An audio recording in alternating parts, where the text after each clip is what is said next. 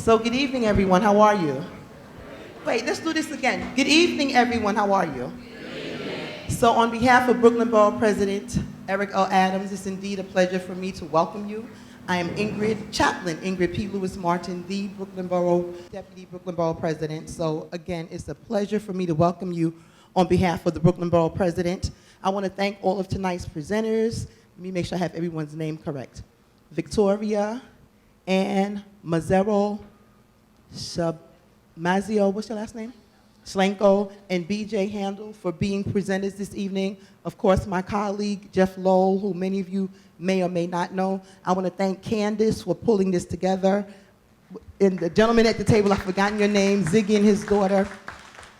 But tonight's event is important.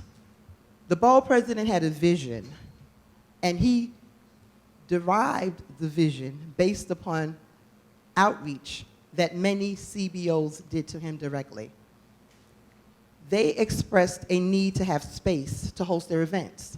And they made it clear that they didn't have the money to have different events, youth events, senior citizen events, all kinds of events in communities that are, for the most part, disenfranchised. He thought about the request. He said, okay, my budget is very limited. As the borough president, my budget for community events is below $700,000 for the entire borough. So that's no real money programmatically to do anything for the borough.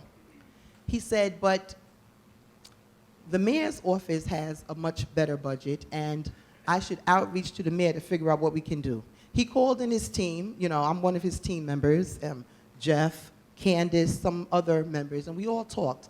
And we said, you know what, if the mayor would give us funding so that we can help groups who run programs in schools to have space at a nominal cost, but it doesn't infringe upon your budget, that would be a wonderful thing. So we said, okay, we talked to the mayor's office. There's no such thing as a nominal cost. The cost of space is whatever it is, the cost of space.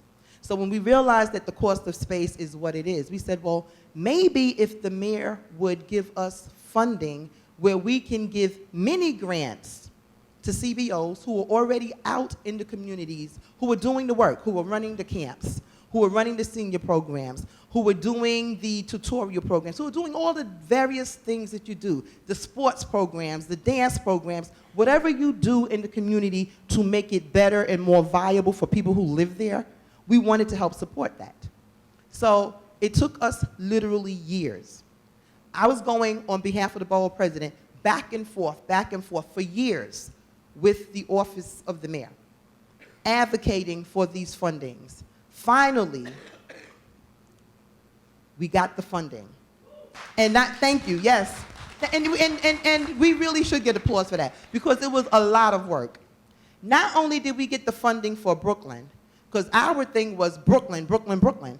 We received funding for all of the borough presidents, so all of them. And Jeff is my witness. Some of them didn't want the money. So we were like, you don't want it, we'll take it, give it to us. And when they heard, we were on the phone call, and I was like, look, if they don't want the money, we want the money, give Brooklyn the money. Brooklyn will find a way to utilize the money. All of a sudden now they want the money. But there was a catch. By the time they approved the money, we had a short window to use the money, to expend it. Like a month and a half or 2 months. It was something, 4 months really? It was like 2 or 3 months. It was a ridiculous short amount of time. And we did not have the capacity to do the proper outreach. So we were on the phone again arguing, no, you have to give us more time, and it shouldn't be a pilot program, it should be a funded program, and it takes a while for people to understand the magnitude and the scale. You have to work with us. So we advocated and advocated and advocated, and then it was extended. I heard that it's actually implemented now permanently, but I don't know. But one way for us to ensure that it is permanently implemented is if you spend every single dime. We have, how much, 5,000, 500,000, 583,000 and some odd cents we have. We need to spend every single penny of that money. If we do not spend the money all down, then there's no need for all of that money. We need to spend every single dime and need more. We need to say, look, it was not enough money, we need more. And the only way we can prove that is if you do your job tonight. And that means you have to learn how to properly fill these forms out and to apply for the money. And you have to tell your friends. It is our goal that every single dime from Brooklyn's allotment is spent. If the other counties don't spend their money, that's okay, because then what? We want the money. We want the money. And I'm very serious about that. The borough president gave us a task, and we intend to fulfill that task. He said that no money is to go back. Every dime is to be spent. And the only way we can do that is with your help. So many of you in this room, I know Ziggy, you were one of them, said you needed money for your basketball program so you don't have to pay for the gymnasium. The BP heard you, we provided it. So now you have to do your end. You have to make sure that what we advocated for is fully expended, so that when we go back to the office of the mayor and we go back to City Hall, we go back to DOE, they say, you know what, Brooklyn was on target, Brooklyn was on the mark.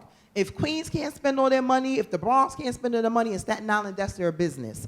But if we spend all of our money and we show that there's a need for more, we are hopeful that we will get more. So what are we going to do tonight? We're going to do what?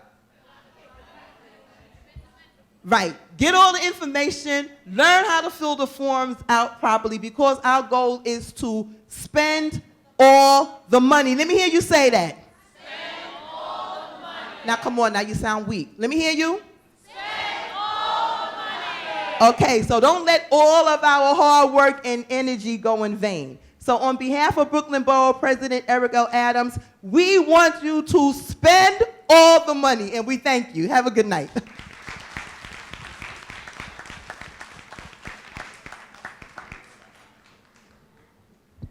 Another round of applause for the Deputy Borough President. All right, and starting us off, for the beginning of the process, how do you reach out to the school? Where do you go? Who do you speak to? What are the forms at the school? So from the DOE, Ms. Victoria.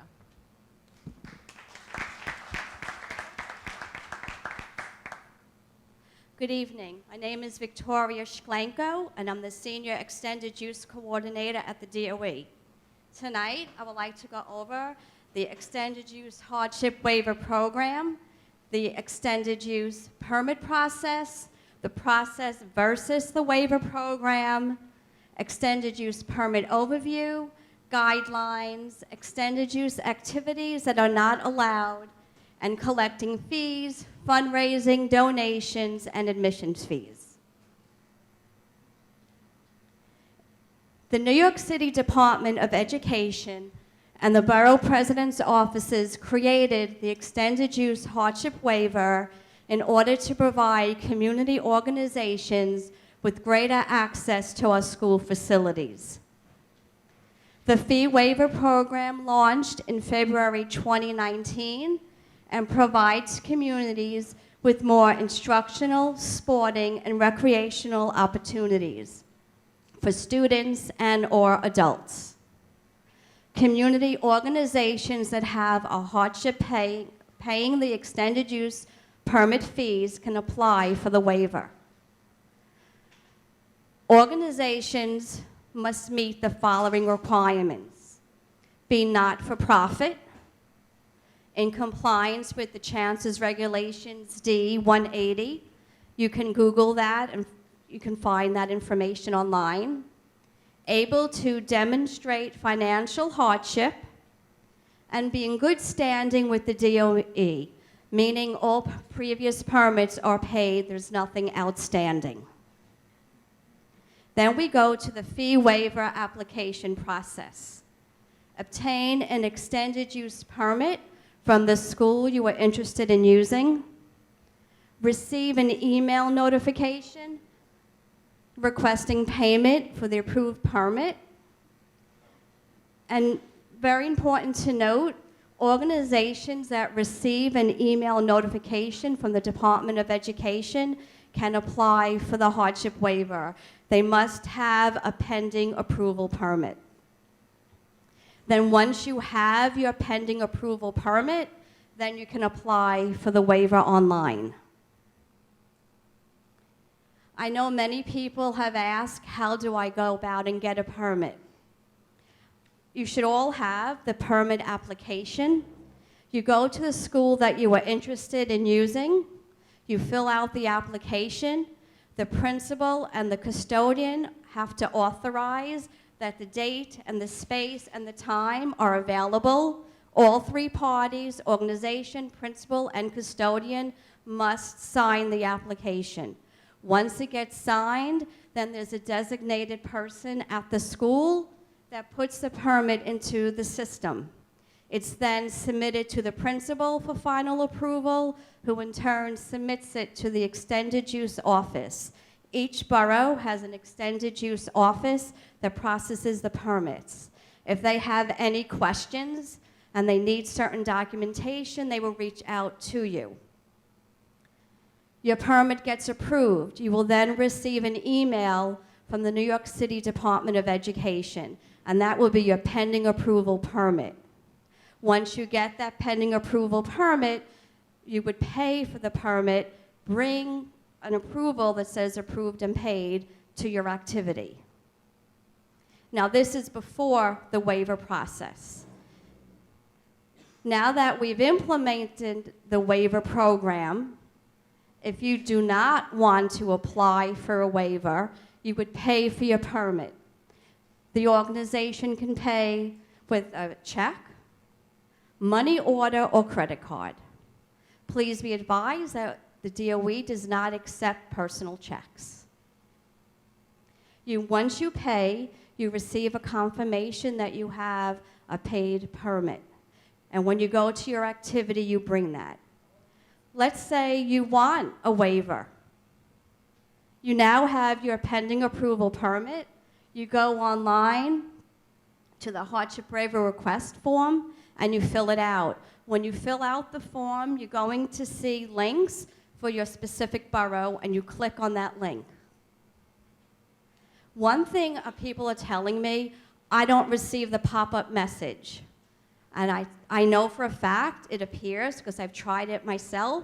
Once you submit the online waiver request, you will receive a pop-up message, and there's specific information that the borough presidents are asking. And also in the pop-up message will be the email that you must send the documentation to. I have people sending me the documents. I don't review them.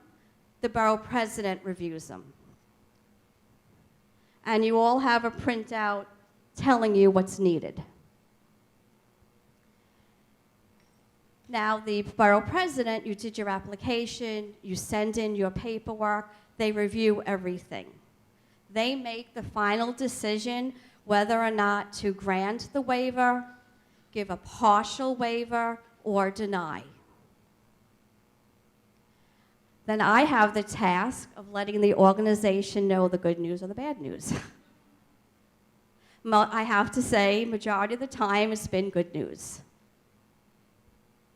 If for some reason the waiver is denied or there's a partial waiver, then the organization is responsible for making the rest of the payment. If they do not want to have the activity, then they have the option of canceling. Okay, here is the extended use permit overview. Extended use is a process that applies to any and all activities that occur in NYC DOE schools. I'm going to make this short for you. During the regular school day, from 3 to 6 p.m., there is no cost to use DOE space.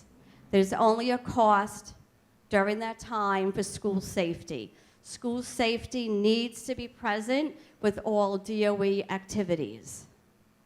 And if you are in a scanning school, you have to have the right coverage. During the school year, if there is a holiday, you pay for the full time that you're using. They don't have the 3 to 6 p.m. where this space is free.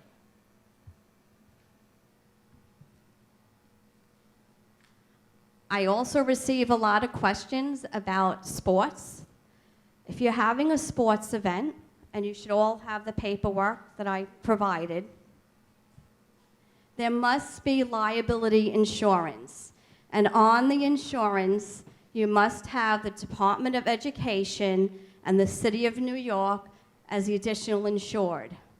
Now we have various insurances, contact sports. For example, football is considered a contact sport, and you need to have $4 million in total, and the breakdown would be $1 million per occurrence in the commercial general liability section, and excess or umbrella liability policy of not less than $3 million per occurrence, and that would total $4 million.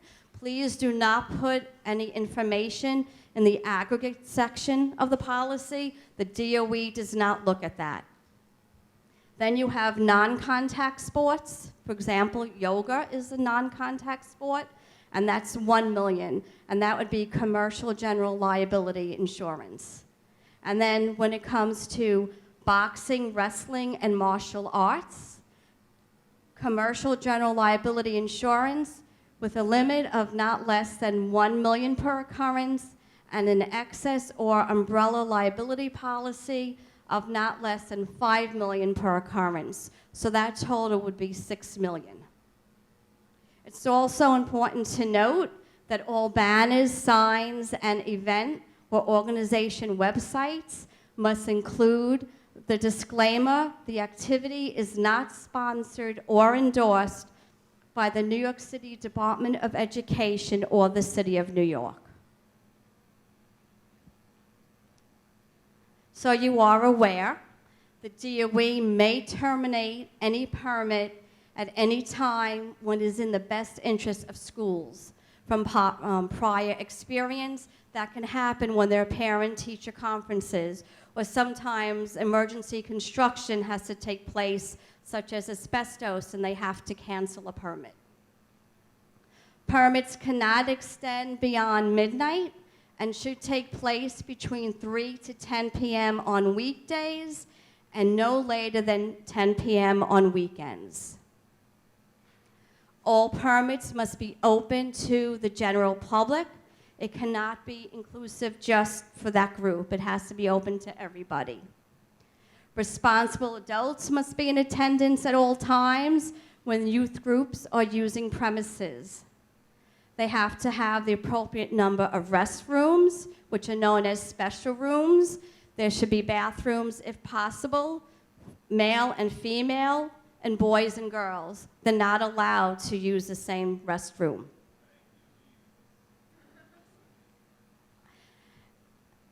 All DOE activities must have an NYPD agent present. Except at scanning schools, there are more agents that are required, and the cost can increase greatly. Then you need to look for another school. These are activities that are not allowed on DOE property. Entities cannot operate their business from a DOE location or use school premises as a mailing or business address. Commercial activities including vendors selling goods. For an example, sometimes an organization, they might have various booths set up. Could be a certain holiday they are celebrating, and they might be selling goods. That is not permitted. Events personal in nature, such as weddings, parties, showers, not permitted. Gambling, any activity involving the sale, use, consumption, and/or possession of any alcoholic beverage. Excessively loud music, grilling with open flame, gas or charcoal, not permitted. What they will allow is like a George Foreman grill, and you have that plugged into an outlet, to an extension cord. That would be permitted. But there cannot be any fire.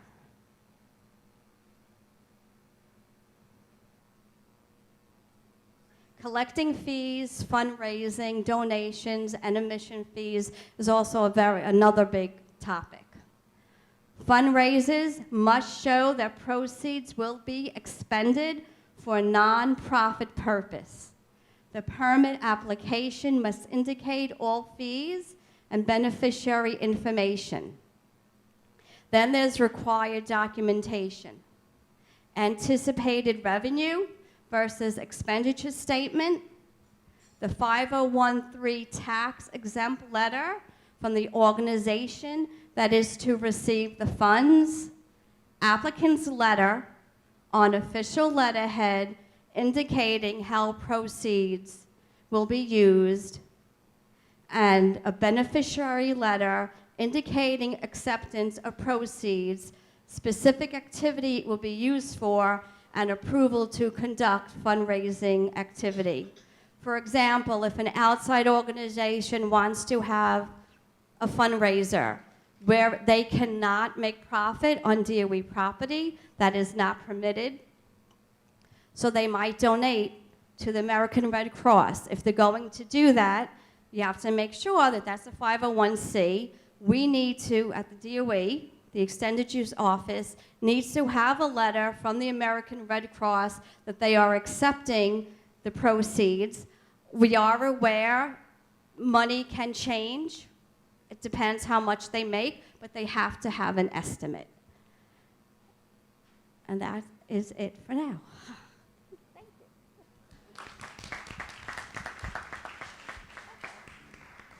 Oh, where's your?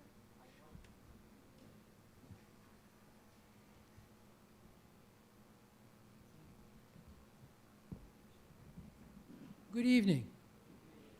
My name is B.J. Handel. I am the director of the Brooklyn Business Center, Small Business Services at Bedford-Stuyvesant Restoration. My reason for being here tonight and my goal is to go over a few of the documents that are essential for what it is that you have to put in, and make sure that you have what it is that's required and you have access to the documents if you're not sure of how to get them. Okay. So in order to be able to do this, thank you. Okay, thanks. Documents that are required that are very important for you to just be able to obtain the permits that you need. You need a 501c3 letter confirming status, your status with the, and it has to be issued by the government. And a certificate of incorporation that shows the not-for-profit status of your organization. You also need from financial documentation, thank you, okay, 1 year's budget for the overall organization. Now, under proof for the profit status, you can either have the 501c3 or the certificate of incorporation. I just want to say that in case you are, if you can't find it, if you're not able to get it, we have here directions on how you can get either one of these. I'm here with my deputies, Kevin Edwards, who is sitting here at a table. We have a number of these. If anybody wants one, please just go by, pick it up. This has the directions as to how you can get it if you don't already have it. Okay? Now, you also need to do an annual budget, and this can take kind of one of a number of forms, but the goal is to get an annual budget for your organization. So what this has, it starts with generally the revenues, the expected revenues for the year. Please understand that all of the categories here are just put in. You may have different categories that you're using, and you just use an Excel sheet, put in a different category. But the goal is to be able to have a budget that people know what your organization is. So this has revenues, and then it has a listing in 3 ways, which is one of the organizations in the city that we deal with, which the first one is personnel services. So they go by what is the cost for the various personnel that you're using, some of this is listed in here. You may want something different, that's not a problem. Then underneath it, it has fringe benefits. And that's generally put in as a %, and then it's added to the total of the cost of personnel. Then there's other than personnel services, which is general information on expenses like rent, utilities, office supplies, insurance, and other basic general information. That gets added up. Then we have operating expenses for what it's going to take to do this, which may be marketing, advertising, promotion, supplies, an event room rental, which we may not have here, other program materials. That section is added, and then the 3 sections are added up so that it shows what the total budget is. So it shows your expenses and it shows what you've got coming in. And it shouldn't be that difficult, but again, we're here to help. If there's anything we can do to be of any assistance in putting this information together for you, we'll be happy to do that. So that's myself and that's Kevin Edwards. Another form of the budget is, this is essentially the same budget. The total on the far side is the same, but then it's broken into different programs. And you may or may not have programs that you want to put in, that you've already put in budgets for, and this can go in, and it may make it easier for you to be able to do this. So this is another way of showing the same thing. The goal is essentially to get a budget that shows the organization's one-year budget for revenues and expenses, and to be able to just put that in with your papers so that you're not going to have a problem getting the permit that you need. And again, we're here to do whatever we can to be of assistance to help you get this done. Numbers are not always the simplest thing for people to do. That's something we're fairly good at and we'll be happy to help you with.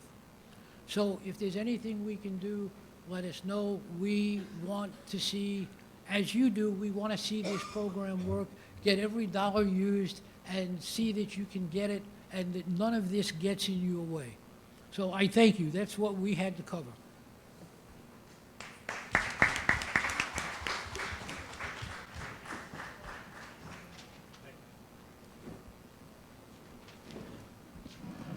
Hi, good evening, everyone.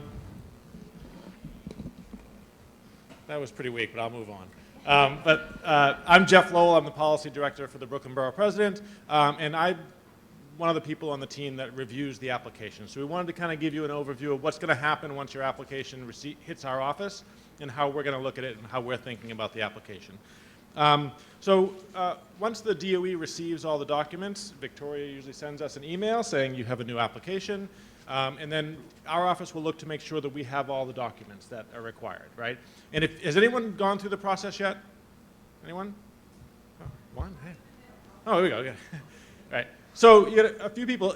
If you didn't send us all the documents, then you'll know this already. We're going to reach out to you and say, where are all the documents? And we're not going to review your application until all the documents are in. All right. So, and we review them once a week on Monday mornings, usually.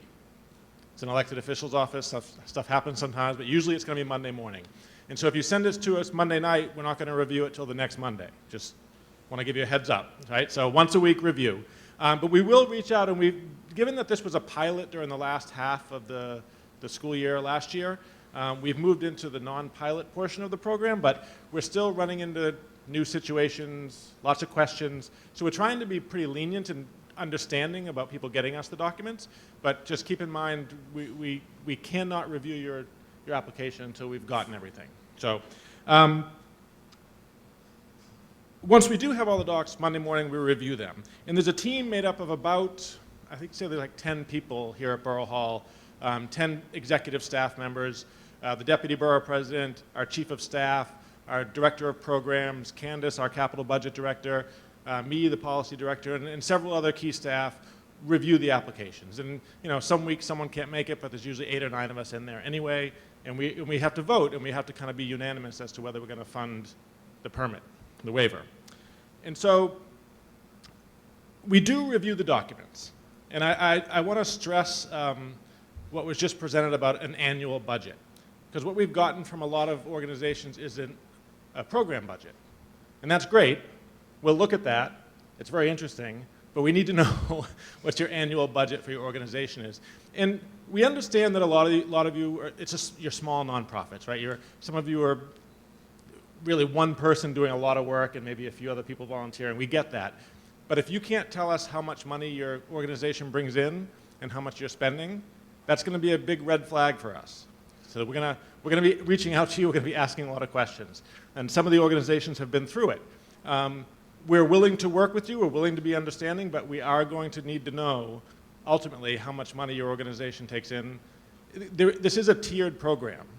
If your organization makes has an annual budget of less than 1.5 million, then you can get 100% of the waiver for the fee.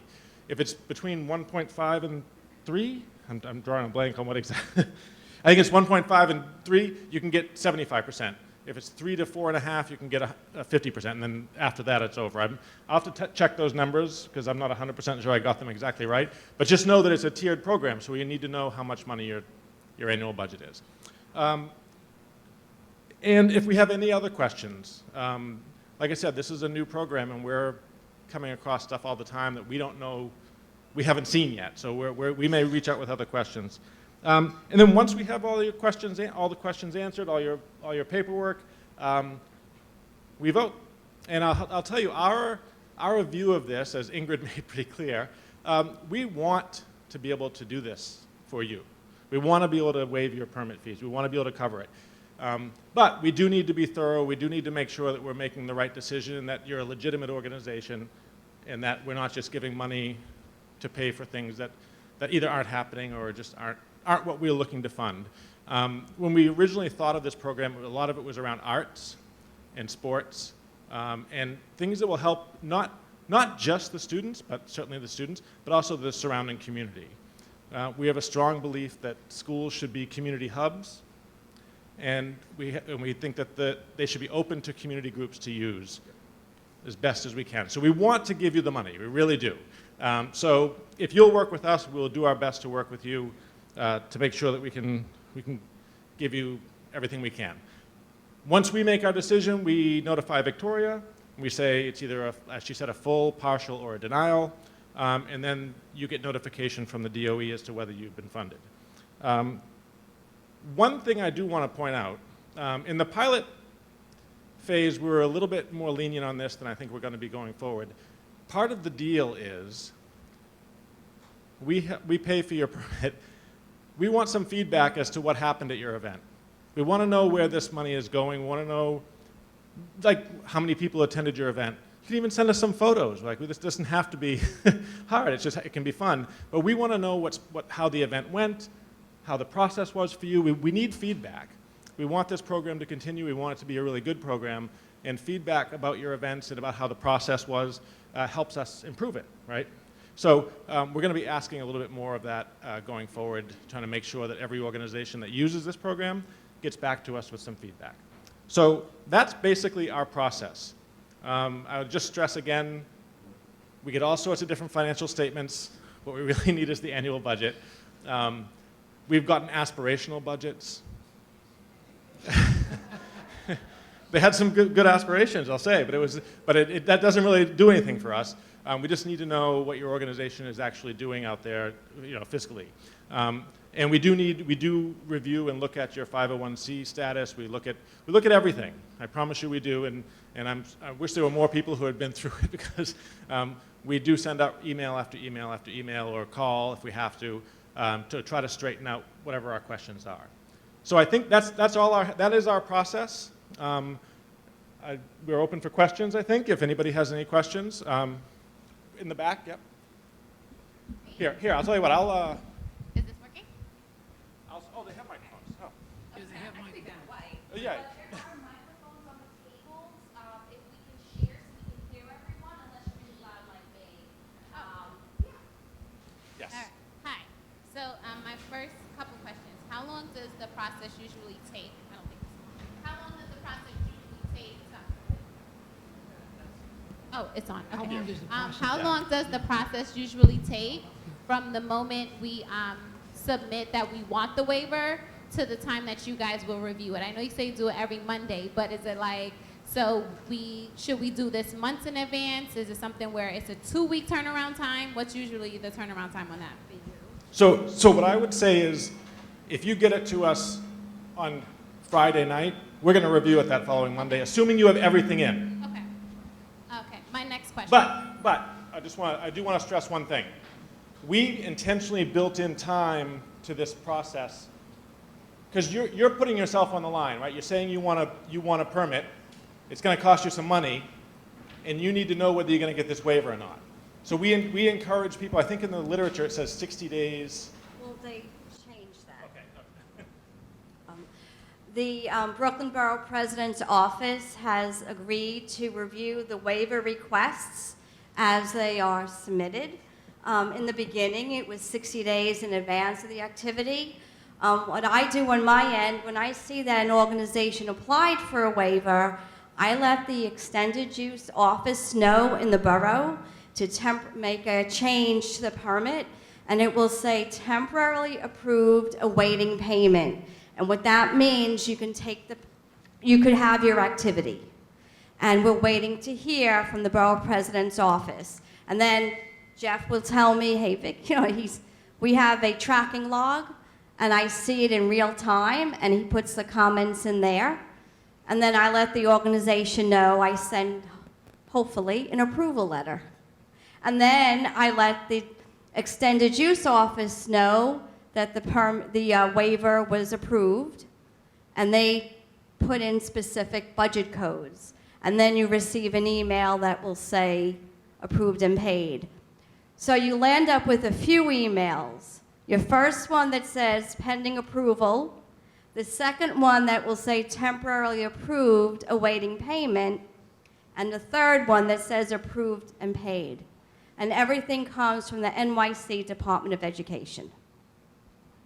I would just quickly add that I apply as early as possible before your event, just because if you do get denied for some reason, you don't want to be on the hook, and I think you do have a chance to pull out of the waiver if it's not. They do. Yes. They do. Yeah. So anyway, before you get to your next question, Brooklyn Borough President's here, so we're going to let him speak. Eric L. Really, thank you for coming in and explaining the process. And what I have discovered from the first year that I came in office is how much money we leave on the table. It blew my mind, the amount of money we leave on the table for WIC, for all of these different programs, and how we're not using city assets. You know, a school building, it doesn't belong to the principal. That's your building. Those are your tax dollars. And how you receive the return in your investment, it comes through the agencies. And our agencies are experiencing a real disconnect of their mission. They're using the resources of your money to really not respond in a manner that they're supposed to, based on the way I see this city actually carrying out its duties. So here we have these beautiful buildings. At 7 a.m., we say, welcome, students. At 3, we say, get the heck out. I mean, how much sense does that make? Some of our buildings have basketball courts, gyms, fields, classrooms. We could have doctors coming in and teaching health tips. We could have accountants coming in, teaching financial literacy. We could have homeowners come in to learn how to better refinance, first-time home buyers learning how to purchase a home. There's so much we can do in these buildings, and the reason our young people are hanging out on street corners because we threw them out of the buildings that they are familiar with. And school buildings are the only locations that everyone feels a level of patience inside, and they feel a welcome inside. Because governmental buildings can be extremely intimidating. My mother used to say, I would rather go without than have to go in front of another civil servant that's going to treat me with a level of indignity and how I'm treated. So what we did when we went to the mayor and we stated that, listen, we have these buildings. I don't want nonprofits to figure out how to raise the money to pay for school safety officers, to pay for those who are cleaning the buildings, to pay to keep the lights on. You're like double taxed. And so the mayor said, Eric, listen, we're going to allocate $2 million. $580,000 was given to the borough of Brooklyn, and the other boroughs piggyback off of what we were doing. But here's the problem. We left $500,000 on the table. We only spent $80,000.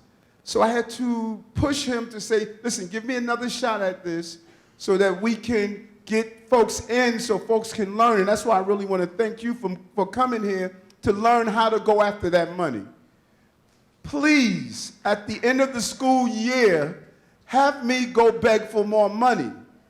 Don't have me say, listen, I have 200,000, 100,000. Use this money up so we can double the amount and go to $4 million.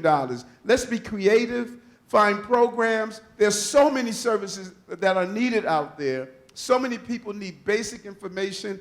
And then let's encourage other people to do more. I'm a Christian. 10% of what I do is not only what I put in the plate on Sunday, but 10% of my life should go back to doing something for someone. So let's encourage other people to say, listen, you're an accountant, you're complaining that people are not doing right with their money, then come and open a class. You're a doctor, and you're talking about how we have all these health crises, then come open a class.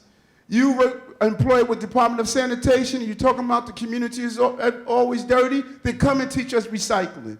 People need to stop complaining and start getting engaged in the game. You know, hey, Eric, you could do better. Yeah, you know what? And so could you. So why don't you come and join me? That is why we're doing this. And that is why we want to make sure you know how to navigate the process. I don't want the paperwork to get in the way of you utilizing these beautiful buildings we have in our community that you paid for. This building is paid by you. You need to always remember that. These are your buildings. You control these buildings, and that is why we are looking to see you use these buildings to the fullest. So, again, thank you so much for explaining the process. Thank Jeff for navigating my team here, Candace. And thank you, all of you who have volunteered and have continued to give back. Thank you, thank you, thank you, thank you.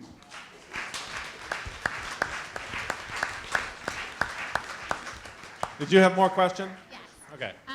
School safety and scanning schools, that makes the permit go up. Are you guys paying for scanning as well, or just for the custodial part of it? No, whatever the cost of the permit is. Oh. Yeah, so okay. if the permit is whatever that cost is, that's what you're applying to get waived, right? That's. What would happen if you had a partial waiver? Let's say you were not given a full waiver, and you were given a partial waiver, or you were denied, and you're going to a scanning school, and you cannot afford it, then you can cancel the permit, and you would have to look for another school. But otherwise, if you were given the waiver, safety would be paid for and the space. Yes, way in the back.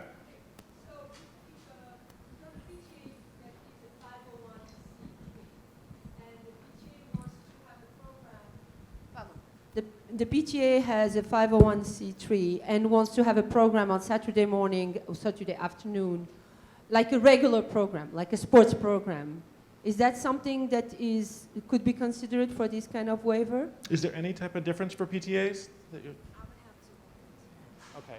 I think if you're a 501c3, now not every PTA is a 501c3. But not every PTA is. And 501c3, there are other ways to get nonprofit status, if I'm correct. But I will encourage all PTAs to get 501c3 because Yeah. you have.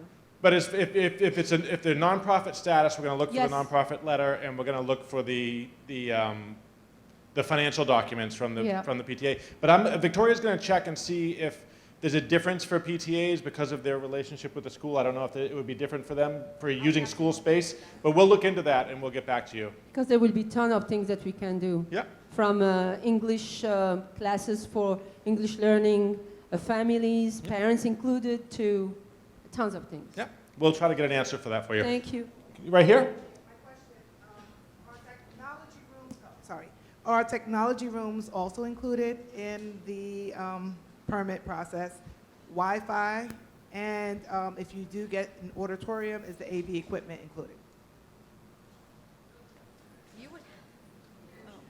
That's a permitting process question, right? That is a very good question. You would have to speak with the custodian in regards to AV equipment, the Wi-Fi. What the permit is doing, you're blocking space, right? So if you have the auditorium, that's generating a cost. As far as I know, AV equipment is not generating a cost. The school has it, but you have to ask the custodian if you can use it. Even if it was provided by the city? I'm sorry. Even if the AV, that's a very good question, because a lot of times we go into schools and they tell us we can't use their scoreboards or their lights or their things like that, but all of those were paid for by the city. So are those things excluded automatically, or?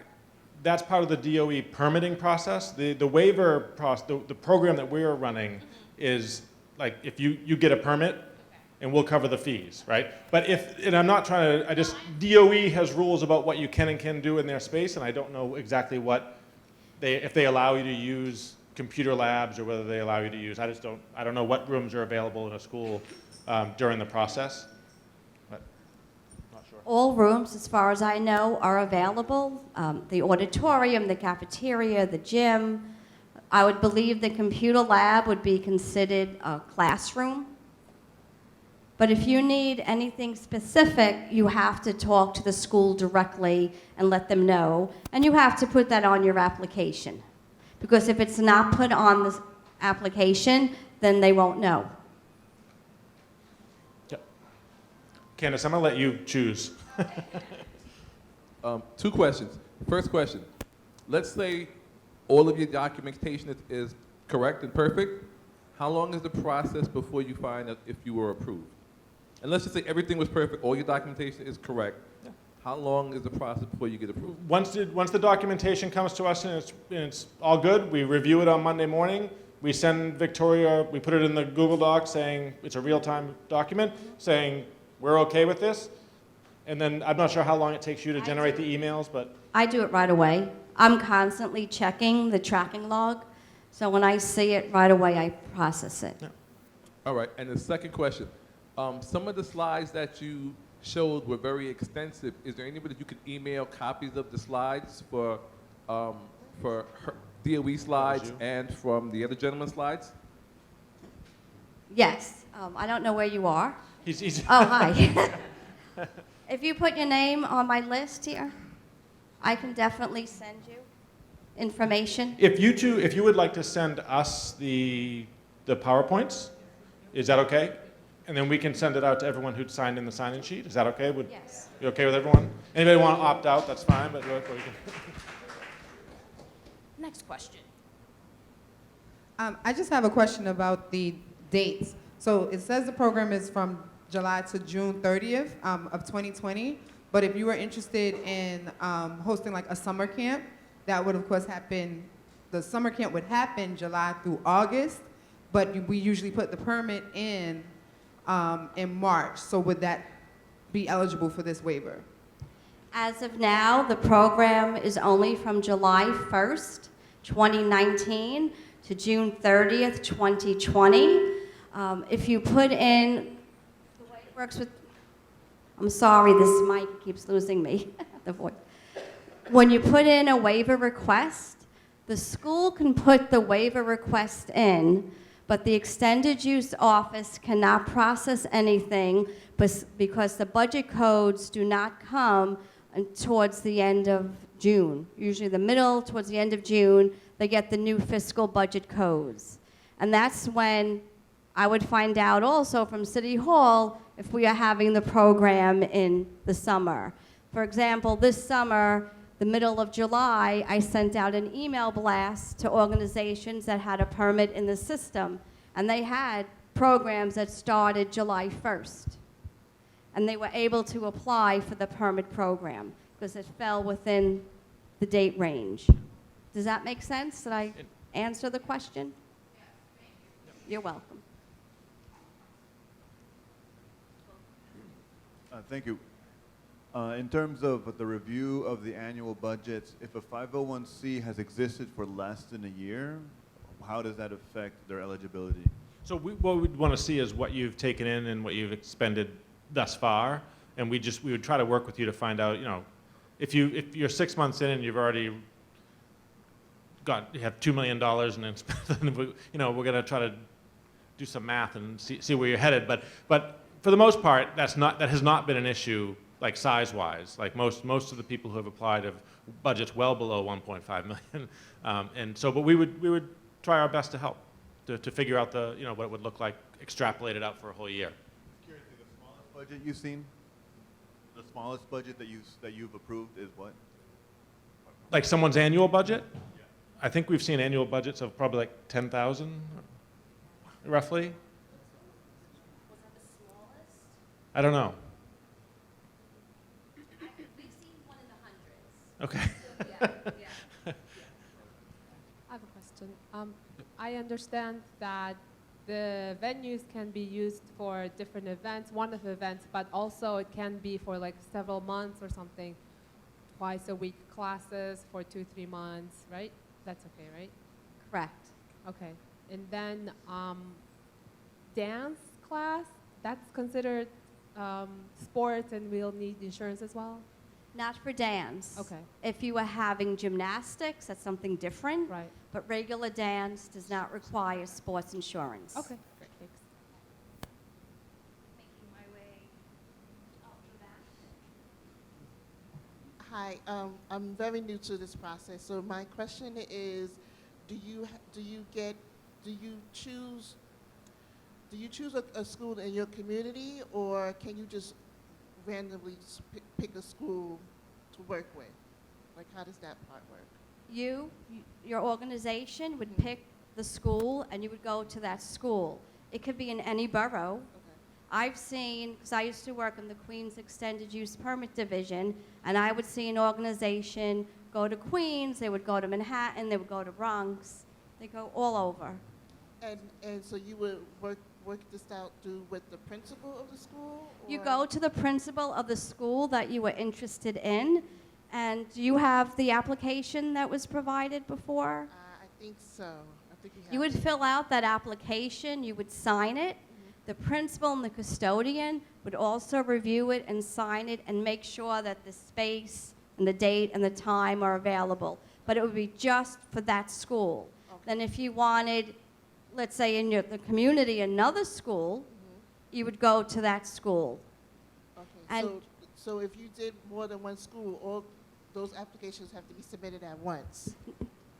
No, Oh, you would go to one school, let's say you went to school one. yeah. You did an application. Then you decided a week later you also want the same program in school two. You could do it there. But now when it comes to the waiver, unfortunately, I've had waiver requests come with 6 application permits, and that drives me crazy. Because really every waiver request, think of as like applying for a loan. You wouldn't put 5 houses on that. Right, right. So then it's a little confusing because sometimes it gets accomplished, but it's better when you do one waiver request for one permit. Okay, got it. And if I may just add to that, and Tony, your question as well, because Jeff and I have been working with CBOs for months now. You got to find a school that meets your needs. There's no right or wrong. There's no rhyme or reason. You just have to find the school that has the right computer lab or the right dance studio and work with them to hopefully run your program in that space. So I'm going to come over here. Thank you. I have a couple of just really very, very quick questions. And Victoria, we spoke, I guess, a week and a half ago. I'm Karen from Ridge Corral. And thank you. You were very, very helpful. My first question, and this is because I've never heard the term, what is a scanner school? And my second question is, I have not yet received my temporary permit that would give me that gap. I haven't gotten that. As a matter of fact, today I received in the email a redundant cost for the permits that I originally applied for, and it's not a temporary. I have not yet received that. I will definitely look into that. I do know, because I have access to the permit system, and I do know that it was changed, but I have to see why you didn't get it, and I will ask. I'm not in the office tomorrow, but when I go back on Thursday, I will reach out and find out. Thank you. Today, there was a problem with CPS, the permit system, so it was not too available. Yeah, I noticed that too. Everything was, Yes, very it was slow low. coming in. Yes, yes. Yeah. And what is a scanner school? Schools that have 4 level 1 and 1 level 3 agents. They might be in areas that they need extra safety. Evening. I have a question right here.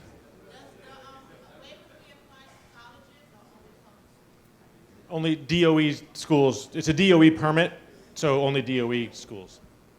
I have a question right here. Who's? Right here, on the right Sorry, side. yeah. On the sheet where it says non-contact sports, does the program cover for vocational training? Like, let's say if you're teaching students plumbing or electrician kind of work, is it covered under that category? That would not be considered a non-contact sport. What would happen, cause plumbing, you know, you're the first person to ever bring that up. When they say non-contact, they're talking about physical activity sports. The extended use office would reach out to you, and they would ask you for a flyer, and they would want to know what your program is about. And they would, even though the school says, yes, we will put a permit in for you, the extended use office is the office that makes a final determination. And they will reach out and ask you for specific information. Hi, good evening. Oh, you have another, I'm sorry. Can you appeal if it's denied based on it not fitting the category? I guess you can appeal anything, but the DOE is very strict with the chances regulations. And if you go and Google chances regulations D180, that will answer a lot of questions. They're very, very strict. Well, they're supposed to be very strict. I was strict. Hi, good evening. So my question would be, I'm interested in doing wellness workshops where we talk about health and nutrition. So I know it's something that would be great for the kids as well as the parents. I've done similar workshops at schools. So the question is, how late can we start? Because then a lot of times I'll hear parents saying, you know, give me enough time to come from work to get there. So maybe from 6 o'clock to about 8, maybe the workshops would go. What's the latest hour that this would be allowed? Up to 10 o'clock? 10 o'clock, and you have to, when you go to the school and you speak to the principal and the custodian, they are the ones that could say, yes, this can take place. Okay, thank you. Good evening, everyone. Good evening, everyone. My name is Vladimir Dorjali. I am the Community Outreach Liaison with Councilmember Farrah Lewis's office. First, I want to say thank you to all the panelists for providing the information. Victoria, BJ, Jeff, thank you all, the staff, as well as Borough President Eric Adams. You guys may have covered this, forgive me if I missed it, but per the programs happening at the school, is it strictly for, say, students, or it could be for the community at large, but simply allowed to use the space of the school? Students and adults for the community. Got it. Thank you. In fact, it's encouraged that it would reach out to the community. Yeah. You had a question right here. I know you did. I'm sorry. Hello. Okay, here is after school, but we are interested classroom space weekend because of this is for language and cultural art for our community. Is this possible? If you are an after-school program, I'm not including the waiver, just in general, you are required to be a non-for-profit. Yeah, we are non-profit. Right. And you can have permits on the weekend, but when you go to the school, they would tell you if it's available, and then if it is, they would put the permit in. Then the extended use office would reach out to you for information. They would want to know what you were doing.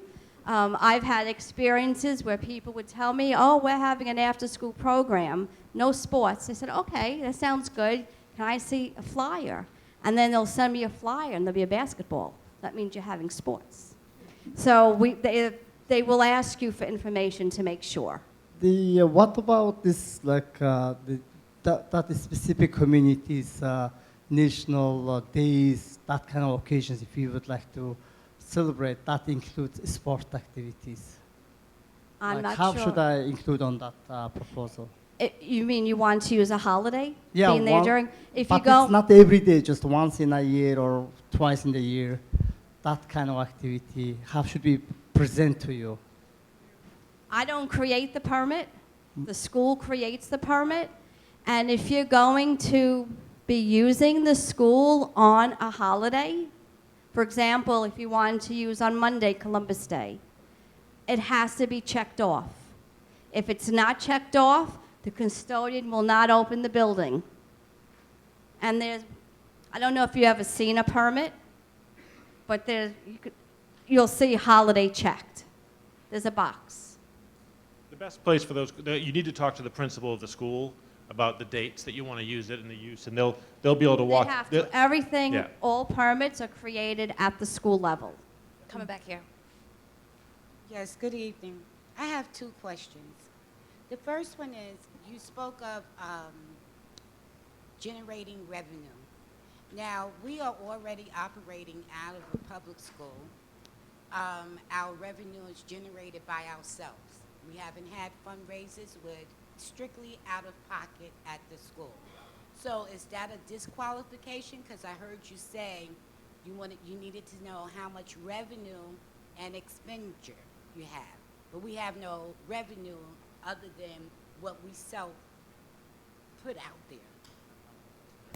So that's fine. I mean, to put in whatever the revenue is that you have. Okay, regardless, so it doesn't have to be an outside event. If we put in $10,000 each, that's our revenue. That's Right. part of your Okay. revenue. Right. Yes, that's revenue. Right. My second question is, you mentioned that if let's say you put in for $50,000 and you received a partial grant, you said that the organization would have to come up with the difference. Is that the only resolution? Suppose instead of can I reduce my budget instead of sticking to that same 50,000, cut out someplace else where I can fall within the guidelines that you are willing to approve? Are you asking if the permit can be amended? Like, Yes, because she was saying that if you didn't Right. come up with the difference, then you were out, and I wanted to know if you could reduce the amount that you're requesting. so there's two questions there. One of them, I don't know about if you can amend a permit. Do you know? A permit that is not paid can be amended. A paid permit cannot be. So yours would be a pending approval permit. Yes, it So can be amended. I do want to add just one thing, though. It would depend on why you only got half the amount. If you got half the amount because we just thought it was a lot of money and we didn't want to get, like, say you asked for $100,000 for your event, for cover the space, it's like a year-long event, we might be like, you know what, that's a lot for one organization, we're not going to cover that. But if we only covered half because revenue-wise you weren't eligible for more than half, because there are tiers in the program, then if you reduced your space use, we're still only going to cover half of whatever you spend, because we're not allowed to do more than half if your revenues. It doesn't sound like that's the case with you, but I just wanted to make sure that people understand, like, if your annual budget is $5 million and we can only cover half, we're still only going to cover half regardless of what your permit costs are. Question over here. All right, hi, I had a quick question. So I run a Girl Scout troop in a public school. So the 501c3 belongs to Girl Scout Council of Greater New York. And the annual budget I have a budget for myself, for my troop, so I don't know, should I submit my budget for my troop, or do I have to call council to ask for their budget, because they don't give us any money? Right. What we've done with, I think we've had one Boy Scout troop that went through the process, and we approved it because the local troop doesn't have, they don't get money from the national organization to pay for space, right? So we're trying to work with that. So what I would send is your local budget.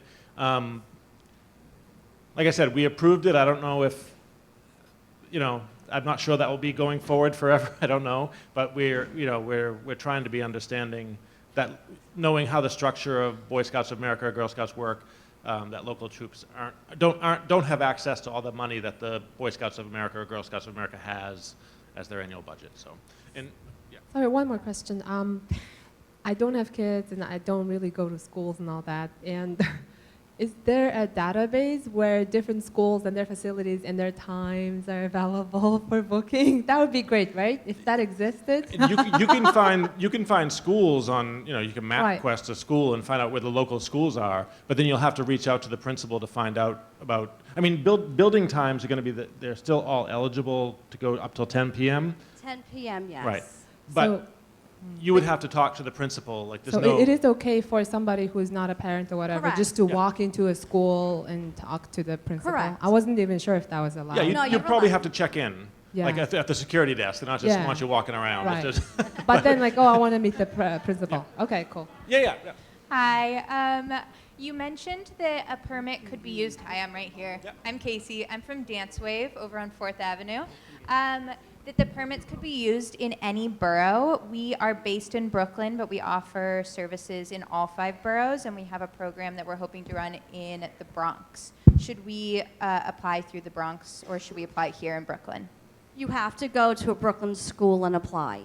So the school that you're going to in that borough, you have to apply. Right. It's individual to the each. permit is Right, attached to the specific. building. Right, but the waiver program? The waiver is should it- attached to the, we're going to waive the permit. So if you're using a Bronx school, you Yes. want to apply to the Bronx Borough President's office for a waiver. Okay, and then my other question is, you mentioned that we can't vend and receive income. Can we sell tickets to a performance if we're using the auditorium? You cannot make profit on DOE property. Okay. Can you take donations? You cannot make profit on DOE property.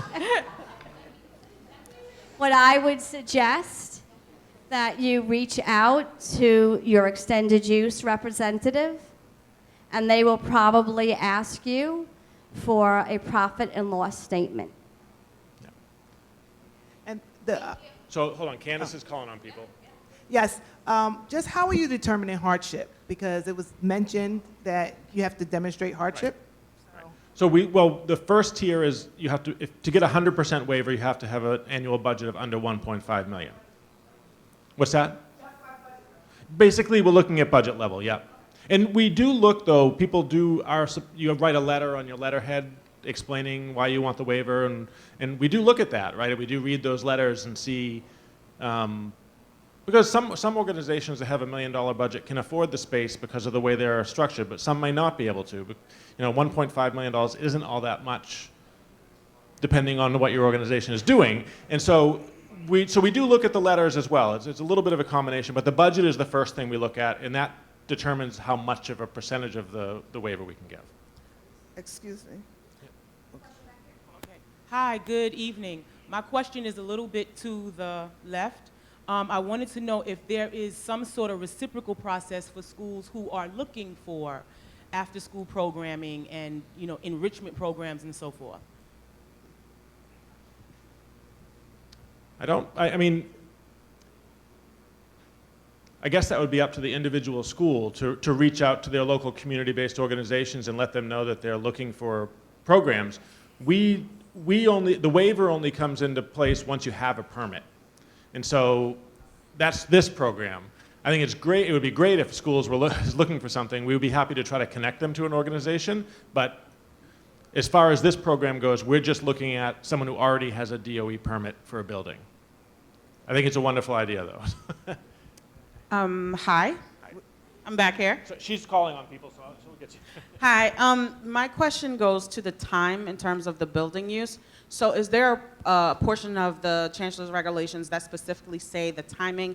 Because I can anticipate a little bit of pushback from some of the schools in terms of doing after-school programs or requesting time past a certain time, like after 8 o'clock, to be used during the week. So is there somewhere that we can point to either for the principal himself or someplace that we can go, Chancellor's regulations that say that school communities, CBOs, et cetera, can use the school? I know there's a provision for SLTs and whatnot, Right. but is there a provision for specifically school use by the organizations? The Chancellor's regulation states that from 3 to 6 p.m., the school is available for use for outside organizations, and there is no cost to use the facilities. You would only pay for the school safety. After 6 p.m., then you would incur the fee.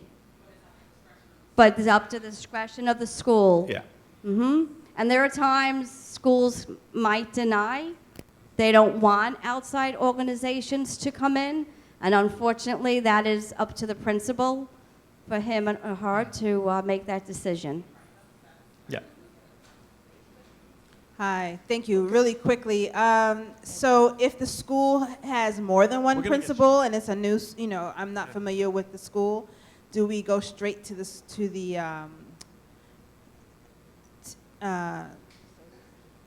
custodian, or should I? They have co-location committees, right? If there's 2 schools in the building. When you say more than one principal, are you talking about a campus school that has like 4 schools? Yes. You would go to that specific school, and you would have to apply because it's that school, and you would have to go there. Okay, I got you. My understanding is that a lot of the co-located campuses, like if there's 4 schools in a building, they have a kind of a committee or a team that meets to discuss these like space use types things or whatever is happening when there's common areas. But if you go to any one of the principals, you should be able to get to talk. Yeah. Candace, where? Okay, she's coming up. Just a minute. Okay. Will there be an online location where we could determine which school is full to capacity, like which one has permits? No. Just to no. facilitate looking for? No. Oh, okay. Unfortunately, Sorry. we don't It's an idea. It is It's an a good idea. But yep. Right here. I would like to know whether this program would be extended. I see the cutoff date is up to June 30th, 2020. Right. That's why the borough president was saying, please spend this money, because if we can show that there's a demand for it, we probably have a better chance of convincing them to put it in next year's budget. And this goes to the question before about the cutoff date being the June 30th. That has to do with the fiscal budget. The fiscal year for the city runs from July 1st to June 30th. And so until they pass that budget for the next fiscal year, we don't know that we're going to have funds for this program as it stands right now. It could become a line item in the budget eventually, where it's refunded every year kind of automatically, but I don't know if that's the situation here yet. So until we do, that kind of late June, early July time period is going to be a little bit up in the air. What I would say is advocate to your local city council member to make this a permanent program. And always feel free to email me on the documentation that was provided on the waiver flyer. My email is there. And you can reach out to me and I could always advise. Thank you. For us, we are the first time applying, and then we would like to know, is there like successful extended use, like people, like communities who use the school space successfully participate in your program? Do they have any list or web we can see, just like get experience, Do you provide that on your website? No. All permits are confidential. Oh. But what I would say is, for the waiver program, your strongest application is to get us all the information that we're asking for in a timely manner, because we're like I said before, we are not going to review your application until we have. We're not going to review unless we have everything. So we don't. I don't. strong applications to us are people who have gotten us everything so we can review. But yeah, we can't tell you other people who have gone through the process. It's just confidentiality. Yeah. How you doing? Good evening. This is more goes to the extended use application. Does that also encompass fixtures like tables, chairs? When you fill out that application, is that also provided when you go to school to fill out the permit, I should say? When you say table and chairs, you mean a classroom that has table and chairs? Either a classroom, or let's say you were having an event in the gymnasium, and let's say, for example, you probably need tables for your event. Would the permit also cover that as well? You would have to put that in furniture movement. Okay. Right. But if you're just using a classroom that already has the desks and the chairs, that's fine. But like you say, if you're using the gym and they need to have a table set up and chairs, you would have to do furniture movement.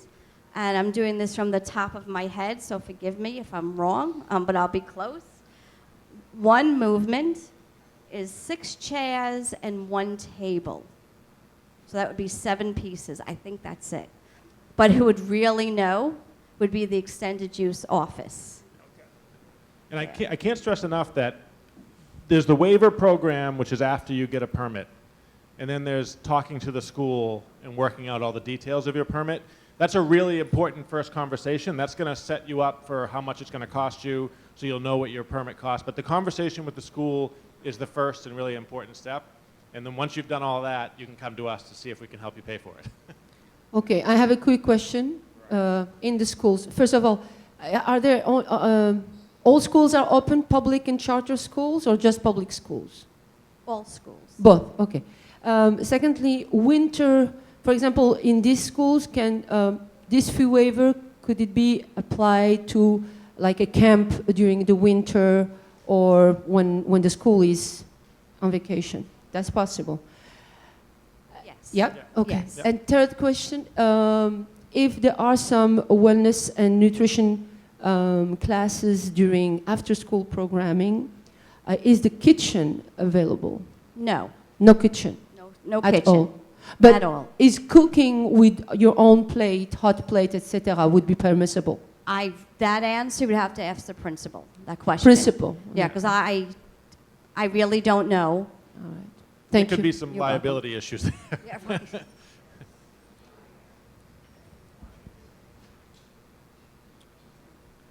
Okay, yes. So my question goes back to fundraising.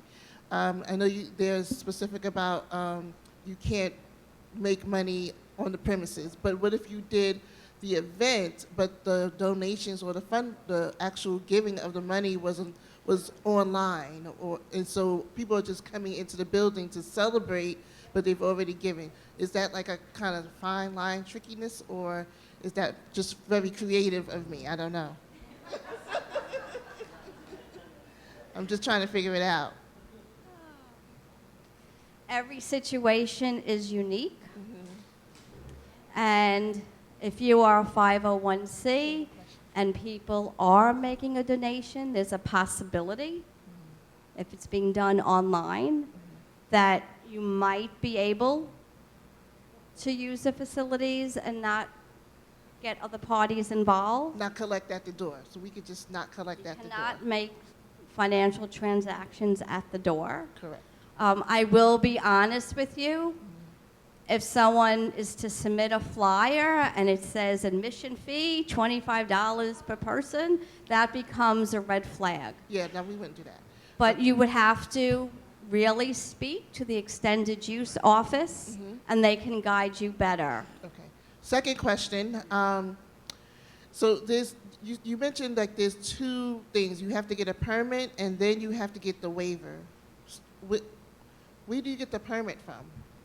The school. So the school, so you meet with your principal, and you ask them for a permit. Well, what happens is you fill out an application, you sign it, the principal and the custodian, they review it to make sure that everything is acceptable, and then they put the application in the system. Once the application is put in the system, It's sent to the principal. This is all at the school level. After the principal approves, it's sent to the extended use office. Each borough has their own office. So Brooklyn and Manhattan and Queens and Staten Island and the Bronx. And that person, there's a designated person in the extended use office that will receive that permit. They will reach out to you if they have to. And then hopefully everything gets approved, and then you get a pending approval permit. And so do you, I'm sorry, one more. So then do you then apply for the fee waiver, or can you do that at the same time? No, no. Apply for the fee waiver when you have a pending approval permit. If you don't have a permit number or a permit, or we ask for the permit number, we're not going to review your application until you have one. Because what has happened in the past, somebody will apply online, there will be a permit number, and it will say awaiting borough office approval. So then I have to let the borough president's office know this person applied, this organization applied, but it has not been approved yet by the extended use office. And it just delays the process. Good evening. My question is for clarity. I think I heard you say earlier that if your program is between 3 and 6, then there's no charge. Anything after 6, you're paying for safety? Or are you paying for safety between 3 and 6? You're paying for safety. Usually they end around 3:34. Okay. So you would pay for safety. Now, during the school day from 3 to 6, there's no charge for space. But if it's a holiday, you would be charged. Got it. Thank you. You're welcome. And this is only during the school year. Yeah, good afternoon, good evening, excuse me. Back to this profiting thing on school grounds. I know that goes for every city building, but what if you're doing an event and it's suggested donation? That can't happen as well? Or Again, like a percentage of the donation is going to the school? So. You would have to go to the extended use staff and speak to your representative. Got it. Questions? One last question?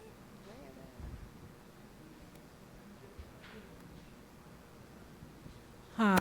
I just want to get some clarity on that safety issue, because what about the schools that have after-school programs and the kids are there till whatever time that program is over in terms of paying for safety?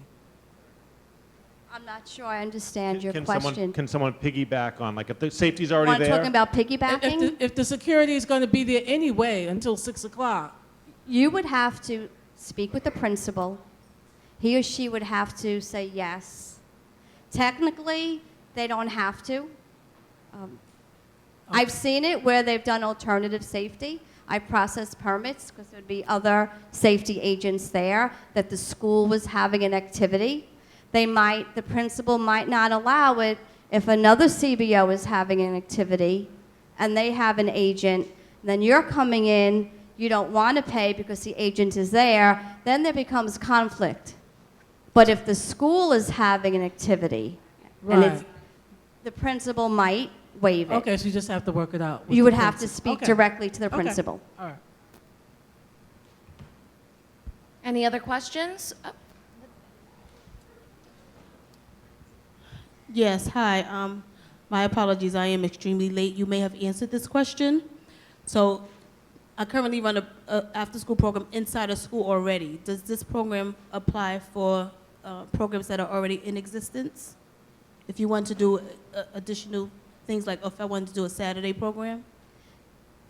As long as you have a new permit, you can apply, and if you meet the criteria.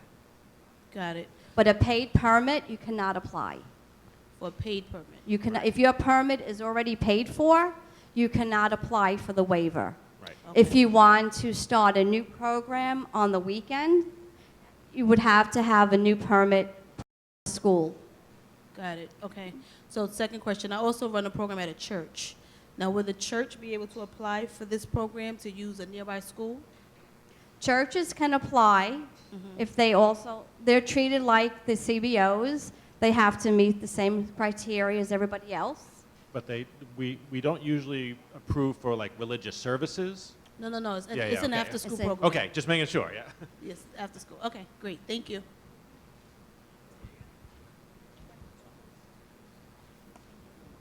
Good evening. My question is in regards to how many times you can actually renew your permit or apply for a waiver. I don't know if that was spoken to earlier in the presentation, but if I have, for example, in the example that the woman just stated before, if I initially paid for a permit and then learned of this program for the next academic year, if I applied, would I be eligible? And my follow-up question to that is, if that second application has been approved, both permit and waiver, can I then continue to apply for this program in the future years? As long as the waiver program is in existence, you can continue to apply. When you say the next academic year, are you talking January or next year? So, for example, right now, I work in a charter school, so our academic year is from August 2019 until June 2020. So academic years meaning that span of time, in accordance to when the application is, of course, due and permissible. You can apply for a new permit, but if you already have a permit in place and it's paid, you can not use that permit number to apply for a waiver. Understood. Right, it must be a pending approval permit. I'm glad you asked this because I just want to point out, you can apply for a waiver as many times as you like, right? I mean, like we've had people apply multiple times and we've approved them multiple times. Just on the caveat that just because we approved you once doesn't mean we'll approve you a second time. Correct. Approval, like you might meet all the criteria, but if we get down to the end of this school year and we're running low on money, we might have to make tough choices, right? So we hope we run low on money so we have an argument to continue this program. But just know that just because we said yes, it's not an automatic yes for any future permits. I just wanted to make that clear to everybody. So. Okay, thank you. Yep. Hi. else? Yes. Oh. I came in. Sorry, I came in late too, so apologies if you answered this already. My name's Kiana. I just started a foundation in my mom's honor. She passed, well, she was murdered last year, but I am interested in starting a after-school program. So I had a question regarding having it at a school. Are other kids able to come to that school, or is it only for the children that's a part of that school? It's for the community. So it's okay for other yes, kids to come? Yes, other students can come, other students from that school, students from other schools, people from the community. Okay. So I wouldn't need permits from the other schools, right? As far Only as- the school you're going to be using. And Okay. Yeah. And as far as like starting a whole new after-school program, do I speak to the principal first? Definitely. That's the first step, Definitely. right? Get that relationship going and then apply for permits and XYZ. Yep. Okay. Thanks. Any other questions? Thanks, everyone.